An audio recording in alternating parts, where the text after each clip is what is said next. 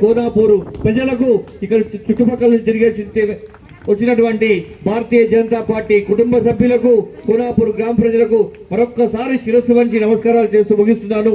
భారత్ మాతాకి, భారత్ మాతాకి జై బీజేపీ, జై బీజేపీ.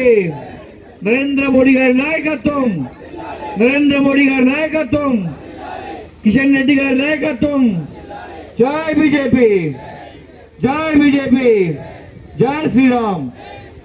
Thank you.